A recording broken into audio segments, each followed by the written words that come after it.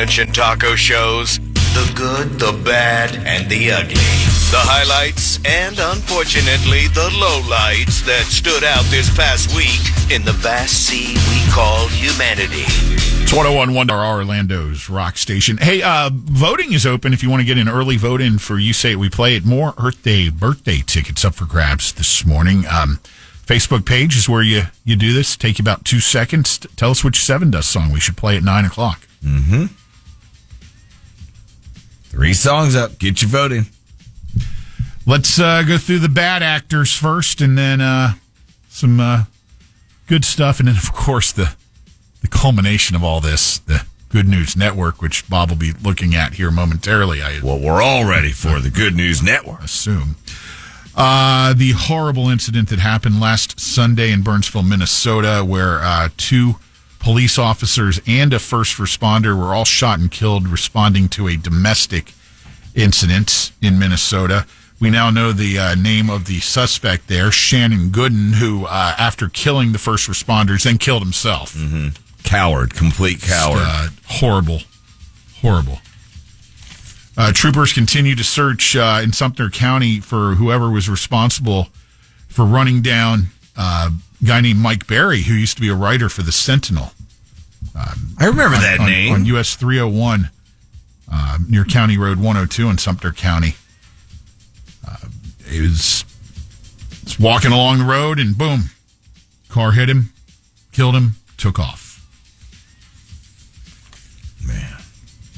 The incident this week where the person was attacked by the pit bulls, that was ambushed by pit bulls while exiting her house. Bring this up because these 2 were pets that were belonging to an individual who apparently has had some issues in the past with keeping them under control and on their property. Yeah, they're repeat offenders. Yeah, and which is just scary. Her dogs all attacked by these 2 pit bulls out in Seminole County. 4 men killed in a shooting at a neighborhood car wash in Birmingham, Alabama. Police believe this was a targeted hit. Unknown suspect opened fire on the 4 who were at the car wash. Were they washing cars, or was this like that old movie, The Car Wash? Remember that? Looking at the car wash. No, I think they were cleaning their cars. Where it was a bunch of shucking and jiving going on back then at the car wash. Rolled up and, Mm-hmm. Canine Leo, the 4-year-old Belgian Shepherd, trained by the Marion County Sheriff's Office, lost his life after being shot in the line of duty last weekend, defending his handler and other deputies, again in a domestic situation. Officials shot and killed the suspect. That would have been 44-year-old Jeremy Bradsher, who had shot Leo. Bradsher. Oh, okay. Bradsher, while trying to shoot at police. Mm-hmm. They've arrested a suspect in the Colorado campus killing. There's students there in Colorado. I guess it was a roommate of one, Nicholas Jordan, suspected of killing Samuel Knopp and Sally Rain, the University of Colorado in Colorado Springs last Friday. Then this story out of Texas that a lot of people have been following around the country. This young girl who went missing, she was 11-year-old Audrey Cunningham, who was last seen, waiting for this or going to school at the school bus stop. She was supposedly supposed to have been dropped off by a family friend. Don McDougal is now charged with capital murder of a person under 15 years of age, which is, I don't know how people do it. I know. It's absolutely crazy. Don't try to make sense of it because it doesn't. All right, a couple of good items I came across here, and I know you're just now opening your Good News Network. It is not my intention to get into your lane whatsoever, Taco. Hold on. People are praising a school bus driver in Kentucky named Larry Farish for being an outstanding human. He found out a 6-year-old boy on his bus was sad because he didn't have pajamas to wear for pajama day at school. Oh, dude, that would suck. So Larry dropped everybody off at school, went to the store and bought some PJs for the kid and brought him back to the school. Had him change into the PJs. You know what? The 6-year-old. That is a story that deserves a pow. That's a good one, man. A 6-year-old. He's probably just boxers, dude.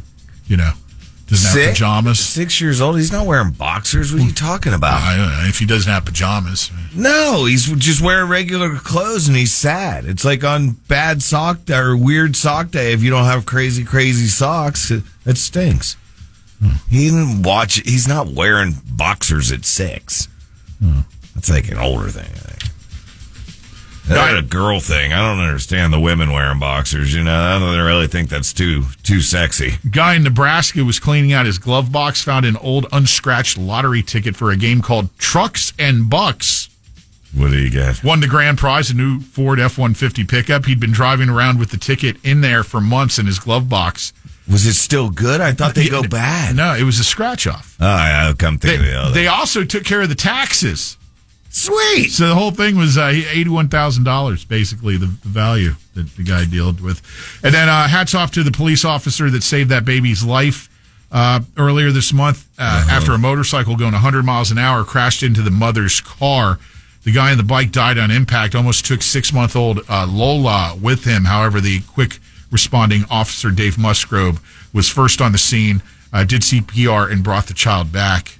He's getting a pow, too, officer. Pow! All right, there you go. We throw it over to Taco Bob, standing by at the Good News Network. You reminded me to open up the Good News Network, and now I'm here for you, man. I'm looking, and I'm glad that you had some of those stories. You know, you may have stepped on my ground a little bit there with a cup, but I'll let it slide because we got new sustainable. No, but Good News Network's kind of a little thin this week, and I need to send an email to them. Step it up, make more good news happen.